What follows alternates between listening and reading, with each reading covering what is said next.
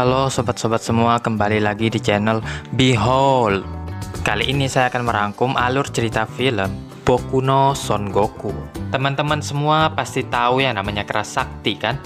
Nah, nantinya film animasi ini akan menceritakan tentang Son Goku, monyet ajaib tapi jahil dan nakal yang menemani seorang biksu untuk perjalanannya ke India. Dirilis pada tahun 2003, film ini ditulis oleh Osamu Tezuka dan diproduksi oleh Tezuka Production. Menceritakan perjalanan hidup seekor monyet yang lahir dari batu di sebuah gunung di dataran Cina. Dengan begitu, monyet itu menjadi berbeda dengan yang lainnya. Dibekali kekuatan serta kecerdasan, ia pun memutuskan untuk pergi menimba ilmu, bahkan sampai ke Kayangan dan membuat keonaran di sana. Karena hal tersebut, ia pun dihukum oleh Buddha terkurung di sebuah batu, sampai akhirnya ia bertemu dengan seorang biksu dan menemaninya mencari kitab suci. Tanpa berlama-lama lagi, silahkan kalian langsung simak alur cerita film Boku no Son Goku. Let's check it out.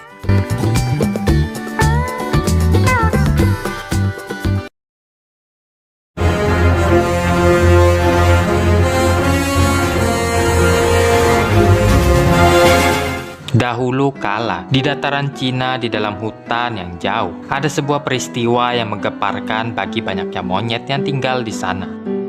Di sebuah gunung ada batu yang menyerupai telur dengan warna merah yang menyala. Telur itu berubah menjadi monyet raksasa dan menangkap salah satu anak monyet. Namun monyet perempuan bernama Airin memohon untuk melepaskan anak itu. Dan entah kenapa, monyet itu berhenti dan berubah menjadi monyet kecil berbulu emas.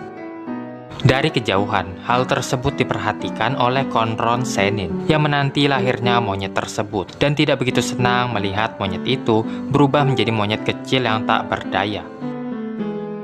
Setelah beberapa hari, Airin yang bermain bersama dengan monyet-monyet kecil lainnya bertemu dengan Goku. Tapi sebenarnya di sini monyet itu belum memiliki nama. Tapi untuk memudahkan, tetap saja saya panggil dia Son Goku. Goku sangat kelaparan sehingga Airin memberikannya buah. Dan Goku menjadi cepat akrab dengan monyet-monyet kecil lainnya. Namun hal tersebut tak berlaku bagi para monyet dewasa yang menganggap Goku sangat berbahaya dan melemparinya dengan batu. Junpuji dan Senrigan yang berasal dari Kerajaan Langit mengawasi Goku dari kejauhan. Menteri Langit Konron Sennin yang menugaskan mereka berdua melapor kepada Yang Mulia Kaisar Kerajaan Langit bahwa ledakan yang terjadi di bumi sebelumnya tidaklah berbahaya sama sekali. Dan itu hanyalah monyet kecil yang lahir dari sebuah batu biasa. Hari berikutnya, Goku yang sedang bersantai di atas pohon dikejutkan oleh beruang yang sedang mengejar Airin. Beruang besar itu ingin menemui monyet yang terlahir dari batu untuk menantangnya bertarung. Goku pun turun untuk menemuinya. Dan beruang itu meremehkan Goku sehingga Goku menusuk hidung beruang yang membuatnya marah sekali. Goku pun bergerak cepat menghindari tangkapan dari sang beruang. Ketika beruang itu sudah kelelahan, ia mengangkat beruang itu dan membuat kagum semua monyet yang melihatnya. Beruang itu pun menyerah. Keesokan harinya, The Elder, tetua monyet menyelenggarakan pemilihan raja monyet yang selanjutnya dengan cara melompat ke sebuah air terjun. Namun tidak ada satupun monyet yang berani melakukannya, sehingga Goku tanpa berpikir panjang langsung melompat ke sana. Di bawah air terjun tersebut, ia menemukan sebuah tempat yang mengatakan bahwa ini adalah Garden of the Flower and Fruit. Dan di sana juga ia menemukan sebuah mahkota yang langsung Goku bawa kembali ke dunianya. Dan The Elder mengatakan ia memang pantas menjadi Raja Monyet, Monkey King. Dimulailah hari-hari Goku yang menyenangkan sebagai Raja Monyet. Diperlakukan dengan manja dan ia sangat bahagia. Konron Sennin yang terus mengawasi Goku mengirimkannya bunga tidur yang mengatakan kepada Goku bahwa menjadi raja bukanlah hal terhebat yang ia miliki. Masih banyak lagi hal yang harus ia ketahui untuk menjadi lebih kuat.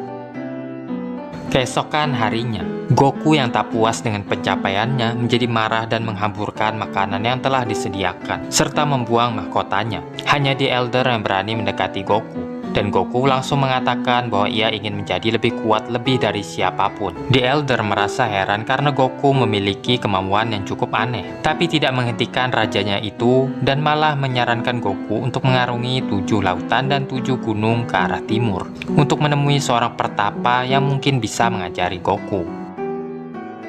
Goku berangkat dan perjalanannya dihadang berbagai macam halangan dan cobaan, namun tidak mematahkan semangat Goku. Singkat cerita, Goku pingsan di sebuah gurun pasir dan diselamatkan oleh seorang biksu yang kebetulan ada di sana. Awalnya Goku mengira biksu itu adalah pertapa, namun bukan. Ia hanyalah biksu biasa yang mengembala ke sebuah tempat yang jauh. Ia memberikan air terakhirnya yang ia miliki untuk menyelamatkan Goku. Goku bilang ia akan membawa biksu itu dengannya. Namun seketika gurun menjadi ganas dan menenggelamkan biksu itu dan ia pun meninggal. Goku melanjutkan perjalanannya hingga akhirnya sampai ke tujuannya, kuil Sanseido, dan bertemu dengan Pertapa Sodai. Mengatakan niatnya untuk menjadi murid dari Pertapa Sodai guna menjadi lebih kuat. Pertapa itu melihat aura tubuh Goku yang kuat dan akhirnya menerimanya menjadi murid. Namun Pertapa Sodai akan kesulitan jika memanggil Goku dengan sebutan monyet. Jadi mulai hari itu ia menamainya sebagai Son Goku. Goku memang ingin menjadi kuat sehingga ia berlatih lebih keras dibandingkan murid-murid lainnya. Ia gunakan waktunya sebaik mungkin mempelajari setiap hal yang ada di sana. Hingga akhirnya ia belajar menaiki awan Kinton yang konon hanya bisa dinaiki oleh Pertapa Sodai. Dan ia pun berhasil. Belum cukup, kini sebuah senjata Nyoi Kinsobu menarik perhatian Goku. Senjata itu berupa tongkat yang sangat berat sekali. Dan lagi-lagi hanya Pertapa Sodai lah yang bisa mengangkatnya. Malamnya, Goku pun izin pamit kepada Pertapa Sodai karena ia merasa dirinya sudah banyak menguasai pelajaran dan bahkan melampaui setiap murid yang ada di sana. Namun Pertapa Sodai berkata bahwa Goku masih harus banyak belajar, setidaknya minimal 10 tahun lagi. Memang nakal Goku. Ia berencana untuk kabur dari kuil mengendap-endap untuk sekaligus mencuri Kinsobu. Goku berhasil mengangkat Kinsobu lalu kabur menggunakan awan Kinton yang juga ia curi. Hal tersebut disaksikan oleh Pertapa Sodai dan ia tidak masalah Goku membawa peralatannya itu. Yang penting Goku harus bisa membedakan antara yang baik dan buruk. Sepulangnya Goku ke kampung halamannya, hutannya telah dikuasai oleh sekelompok siluman dan menawan sebagian penduduk. Goku menyelinap dan menggunakan sihir untuk menidurkan semua siluman kecuali satu, yaitu Raja Siluman yang ingin memakan Airin saat itu. Goku langsung menyerang Raja Siluman itu mempermainkannya seperti anak-anak.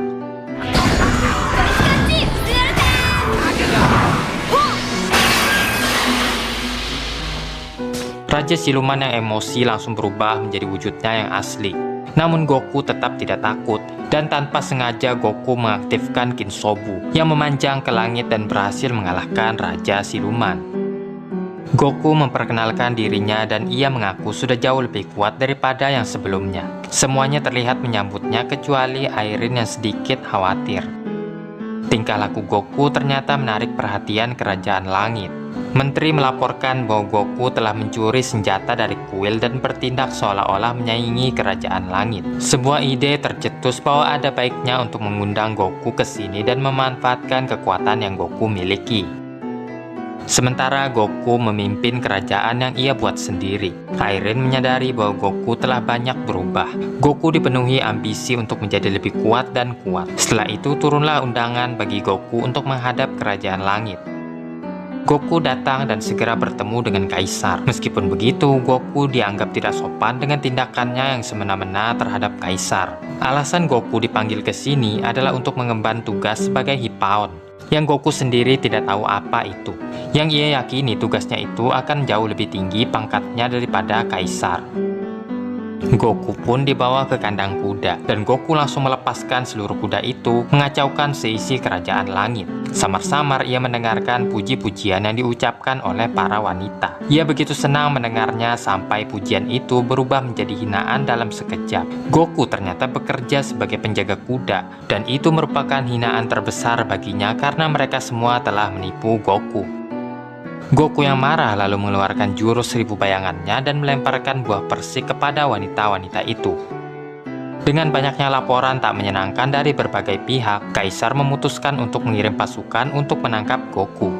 Jun Puji dan Senrigan yang seharusnya bertanggung jawab menjaga Goku dihukum dengan dikirimkan ke bumi. Yang satu dikirimkan ke gurun pasir, yang satunya di kubangan babi. Yang senang dengan semua ini tentu saja sang menteri Konron Senin.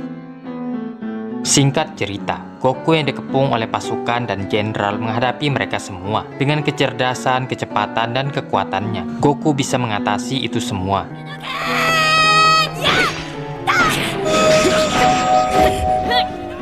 Di tengah-tengah pertarungan yang sengit, Konron menyelinap dan mencuri sesuatu dari kerajaan, lalu kabur. Sama dengan Goku yang sudah cukup puas menghancurkan kerajaan juga lari dari sana.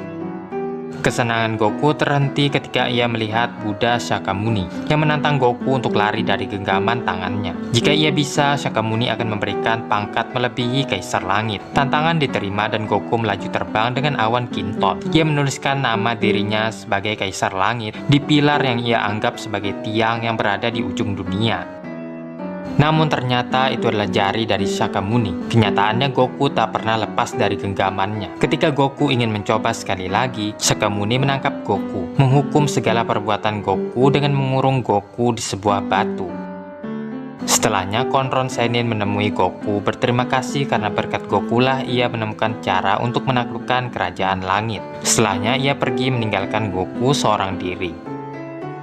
Bertahun-tahun berlalu, Goku selalu ditemani oleh Airin yang menemukan Goku saat itu. Airin terus berdoa agar Goku dibebaskan. Airin berkata bahwa ia tidak bisa terus menemani Goku, tapi ia meminta agar Goku terus mengingat dirinya beserta teman-temannya. Jauh lagi bertahun-tahun kemudian, seorang biksu Sanzo Hoshi mendapat ilham bahwa ia harus membawa Son Goku dalam perjalanannya. Sanzo Hoshi lalu menemui Goku yang saat itu Goku mengingat-ingat wajah biksu yang pernah ia temui sebelumnya. Sanzo Hoshi berjanji akan membebaskan Goku jika Goku mau ikut bersamanya dalam perjalanannya ke India. Goku pun setuju dan Sanzo Hoshi merapal mantra untuk membebaskan Son Goku. Gunung itu roboh dan Goku pun bebas. Lalu Sanzo Hoshi memberikan Goku sebuah baju. Namun Goku kembali bandel dan bergerak untuk membalaskan dendamnya kepada Shakyamuni. Sanzo Hoshi merapal mantra lagi dan topi Goku mengikat kepalanya.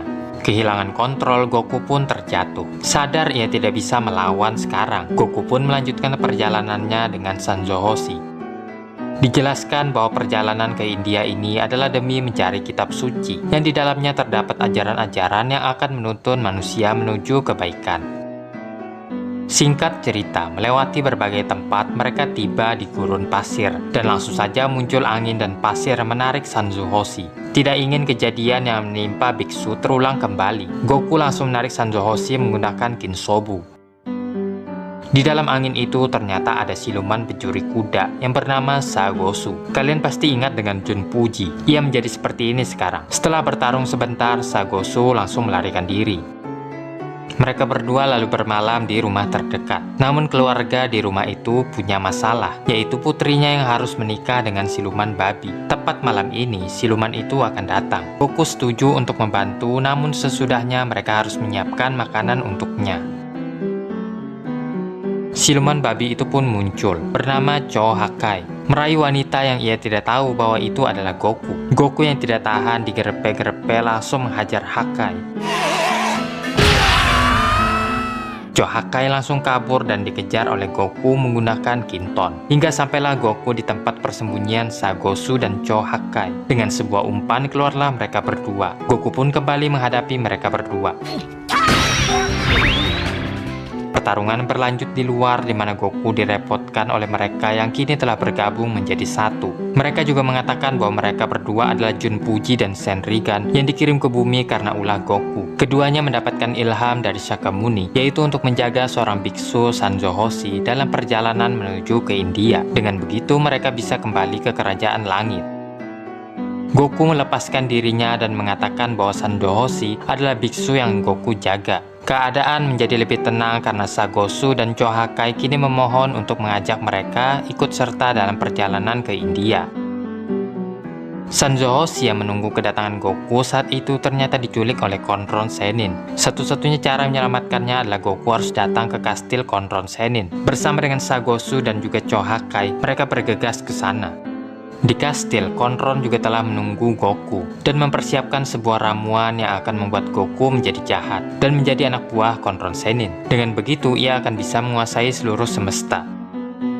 Goku sampai dan ia tidak bisa menyerang karena Konron akan memutuskan tali yang menahan Sanzo Hoshi. Konron menjelaskan bahwa ia adalah keturunan terakhir dari Ashira yang memiliki pangkat tertinggi di kerajaan langit. Namun Shakyamuni mengusir mereka karena ada niat jahat di dalam dirinya. Semenjak itu ia menjadi dendam dengan Shakyamuni dan mengajak Goku untuk melawan Shakyamuni juga. Dengan bergabungnya mereka berdua, mereka akan memiliki kekuatan yang bisa mengalahkan Shakyamuni dan membalas perlakuan kerajaan langit kepada Goku. Goku lalu setuju untuk bergabung dengannya, hanya untuk menipunya. Saat Konron sedang lengah, Sagosu dan Chohakai sudah siap untuk menyelamatkan Sanjo Hoshi. Menyadari dirinya ditipu, Konron mengeluarkan siluman terkuatnya.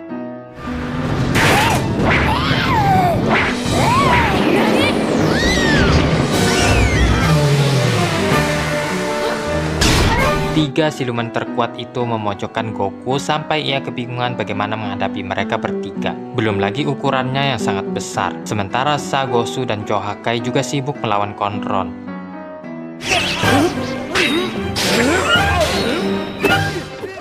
Setelah terjatuh, bersama dengan Goku, keduanya membantu mengalahkan siluman. Sampai akhirnya Sanjo Hoshi menyadari kelemahan siluman itu. Terdapat di permata yang menempel di dahi siluman-siluman itu. Kini menjadi jelas di mana mereka harus menyerang. Dengan bekerja sama, ketiganya berhasil mengalahkan para siluman. Tersudut, Konron masuk ke dalam ramuan yang ia buat sendiri. Hasilnya ia menjadi siluman terbesar dan terkuat. Goku meminta kepada mereka berdua untuk membawa Sanjo Hoshi ke tempat yang aman, karena ia sendiri yang akan mengurus Konron.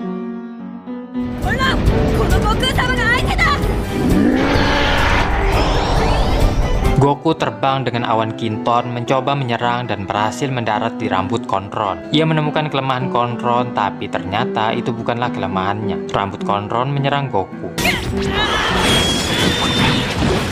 Untung saja ia berhasil keluar, namun pukulan dari Konron mengenai tubuh Goku, dan ia sudah kelelahan. Konron menangkap Goku yang sudah tak berdaya itu, mengingatkan bahwa kekuatan inilah yang dicari selama ini oleh Goku. Namun Goku tidak sama seperti yang dulu, ia sudah tobat. Menggunakan kekuatan yang memang tersimpan di dalam diri Goku, ia meledakkan dirinya bersamaan dengan Konron.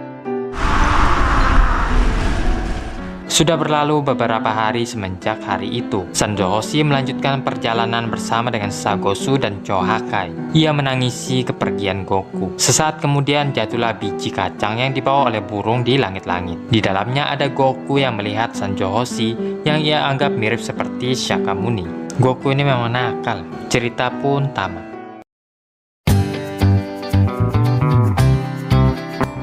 Gimana kan? Seru kan? Dulu pernah nonton film ini waktu kecil tanpa tahu judulnya. Akhirnya sekarang dapat. Berkat film ini juga jadi tahu asal-usul Son Goku yang sebenarnya, tapi dalam bentuk animasi. Untuk film yang dirilis pada tahun 2003, animasinya nggak kalah kok dengan yang sekarang. Ceritanya sendiri dibuat semirip mungkin dengan novel aslinya, yaitu Journey to the West, di mana Goku juga dilahirkan dari sebuah batu, yang mana batu itu ternyata menyimpan saripati antara matahari dan bulan yang sudah tersimpan selama ribuan tahun. Hal inilah yang membuat Goku berbeda dari monyet-monyet lainnya.